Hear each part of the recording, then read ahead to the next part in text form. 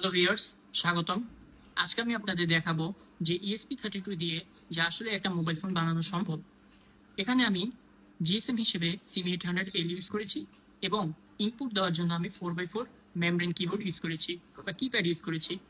এছাড়াও সাউন্ড শোনার জন্য আমি বাজার ইউজ করেছি এবং আমাদের সিম থেকে রেসপন্স হিসেবে যেই কল রেকর্ডটা আসে সেটার ক্ষেত্রেও আমি আলাদাভাবে স্পিকার ইউজ করেছি এবং এখানে মাইকও আছে কথা বলার জন্য। তো কি কি ফিচার্স আছে আমাদের এই মোবাইলটিতে? আমাদের মোবাইলটিতে মূলত আমরা কল দিতে পারবো, কল রিসিভ করতে পারবো, কল লগ দেখতে পারবো, এসএমএস দিতে পারবো, এসএমএস রিসিভ করতে পারবো, ওটিপি সেন্ড করতে পারবো এবং ওটিপি রিসিভও করতে পারবো। এছাড়া হচ্ছে কি এখানে আরো অনেক ধরনের ফিচার্স অ্যাড করেছি। এখানে লক সিস্টেম রয়েছে, সেটিংস রয়েছে আলাদা। তো আমরা এত কথা না বলে আগে চলে যাই ডেমনস্ট্রেশনে যে কি কি আসলে এখানে আমি অ্যাড করেছি। তো আমরা এখন মোবাইলের স্ক্রিনে এসে পড়েছি। এখানে আসলে আমি কী কী মডিউল আছে আমি একটু দেখিয়ে দিই।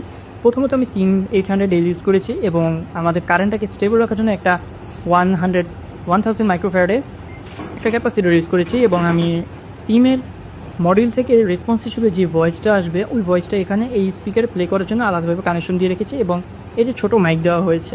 আর এটা হচ্ছে কি আমাদের রিংটং বাজানোর জন্য, এটা আমাদের ফ্ল্যাশ লাইট এর। আর টোটাল কানেকশন হচ্ছে কি এই কিপ্যাড এবং আমাদের স্ক্রিনের।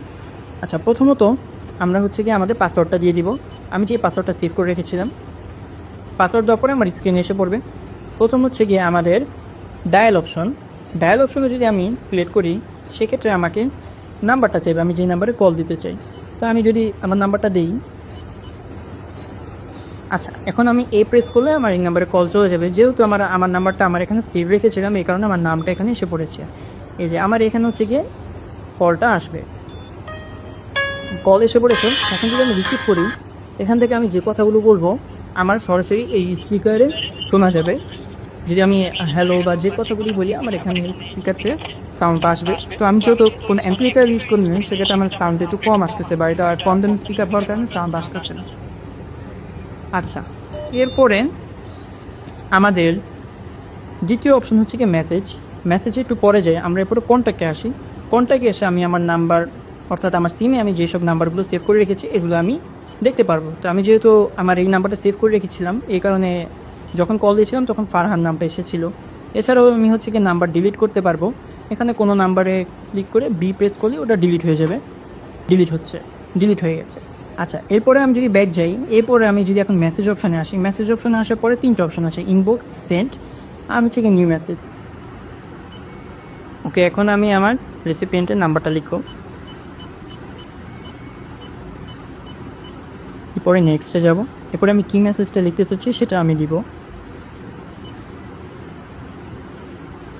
আচ্ছা, আমি হাই লিখেছি। এখন হচ্ছে কি আমি ক্যাশে ক্লিক করলে আমার যে নাম্বারটা লিখছি এই নাম্বারে মেসেজটা চলে যাবে। আচ্ছা, সেন্ডিং দেখা হচ্ছে, মেসেজটা চলে গেছে। আমার এই নাম্বারে হচ্ছে গিয়ে আমি মেসেজ পাঠিয়েছি, যে এসে পড়েছে মেসেজ এসেছে, এই যে নাম্বার থেকে হাই লেখা আসছে। আচ্ছা, এখন আমি চাইলে দেখতে পারি যে আমি আসলে কাকে কাকে মেসেজ পাঠিয়েছি। সেন্টে এখানে গেলে এই যে আমি ফারহান আমার নিজের নাম্বারই আমি হাই পাঠিয়েছি, এটা আছে। এরপরে হচ্ছে গিয়ে আমি চাইলে ডিলিট করে দিতে পারি মেসেজগুলো। এরপর আমি ইনবক্স অপশনে গেলে আমার কী কী মেসেজ আসছে, কে কী মেসেজ দিয়েছে সব আমি চেক করতে পারবো। ওকে, এরপর কল লগসে আমার কে কল দিল, কে মিস কল দিল সব ইনফরমেশন এখানে থাকবে, কতক্ষণ কথা বলা হয়েছে। এরপরে আসে হচ্ছে গিয়ে আমাদের ওয়াইফাই অপশন। ওয়াইফাই অপশানে যে আমার কোন ওয়াইফাইয়ের সাথে কানেক্ট আছে সেটা এখানে আগে থেকেই আছে। আমি চাইলে নতুন কোনো ওয়াইফাইয়ের সাথে কানেক্ট করতে পারবো। এখানে স্ক্যানিং হচ্ছে, আমি স্ক্যানের জন্য দিয়েছি, আমার পাশে ওয়াইফাইগুলো এসে পড়েছে। আমি যদি এখন এটাই কানেক্ট করতে চাই আমি এটার পাসওয়ার্ডটা দিলে আমার অটো কানেক্ট হয়ে যাবে। আচ্ছা, আমার ওয়াইফাই কানেক্ট হয়ে গেছে। এখন যদি আমি আবার ওয়াইফাই যাই, আমার এই যে দেখাচ্ছে আমার ফারহান ওয়াইফাইয়ের সাথে কানেক্টেড আছে। আচ্ছা, এরপরে হচ্ছে গিয়ে আমাদের গুগল নামের আমি একটা অপশন অ্যাড করেছি। এখানে হচ্ছে আমি যে কোনো লিঙ্ক সার্চ দিতে পারবো। এরপরে আমাদের নেক্সট অপশন হচ্ছে যে অ্যালার্ম ক্লক। অ্যালার্ম ক্লকে যে আমি আমাদের অ্যালার্ম সেট করতে পারবো, সেজন্য আমাকে ডি প্রেস করে এডিটে যেতে হবে। আমি এখানে যেহেতু 3টা বাজে, আমি এখন 3:53 অ্যালার্ম দিয়ে দিচ্ছি। এরপরে সেভে দিয়ে দিলে আমাদের একটু পরে অ্যালার্মটা বাজা শুরু হয়ে যাবে। তো আমি ব্যাক যাই, ব্যাক যেয়ে আমি বাকি কাজগুলো করতে থাকি। এরপরে আসে হচ্ছে কি মিউজিক অপশান। আর এছাড়াও ক্যালেন্ডারে আমাদের হচ্ছে কি আজকের ডেটটা দেখাবে এবং টাইম দেখাবে, বার দেখাবে। এরপরে আমাদের স্টপ ওয়াচে হচ্ছে আমি টাইম দেখতে পারবো, টাইম স্টপ ওয়াচের আসলে যে কাজটা থাকে।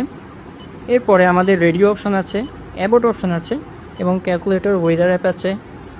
ওয়েদার অ্যাপে আমরা চাইলে আমাদের বর্তমানে জায়গার তাপমাত্রা দেখতে পারবো এবং হচ্ছে নিউজ অপশন আছে, নিউজ অপশানে যে আমরা নিউজ দেখতে পারবো, হেডলাইন, এবং সেটিংসে যে আমি আমার পিন নাম্বারটা চেঞ্জ করতে পারবো। এরপর আমাদের যেহেতু আমি অ্যালার্ম দিয়ে রেখেছিলাম, অ্যালার্মটা বাজা শুরু হয়ে গেছে, আমি অ্যালার্মটা অফ করে দিলাম। এরপর একটা 3D গেম আছে, আমি 3D গেম অ্যাড করেছিলাম, এখানে আমি চাইলে ফায়ার করে খেলতে পারবো টাইম পাসের জন্য। এরপরে পরের অপশনে একটা সাপের গেম আছে এবং টর্চ আছে, টর্চে আমি ক্লিক করলে আমার লাইটটা জ্বলবে নিভবে। এরপরে আমার নোটপ্যাডের মতো আমি একটা অপশন অ্যাড করেছিলাম, নোটপ্যাডে আমি চাইলে টাইপ করতে পারবো যেটা মন চাই এবং সেভ রাখতে পারবো। এবং হচ্ছে কি স্ক্রিন সেভারের জন্য আমি আলাদা ম্যাট্রিক্স উইন্ডো অ্যাড করেছিলাম। তো এই হচ্ছে গিয়ে আমার ছোটোখাটো একটা মোবাইল, যার মাধ্যমে আমি হচ্ছে গিয়ে সবই করতে পারবো, মোটামুটি কল দেওয়া থেকে শুরু করে সেটিংস, ওয়াইফাই। তো ভিডিওটা দেখার জন্য ধন্যবাদ।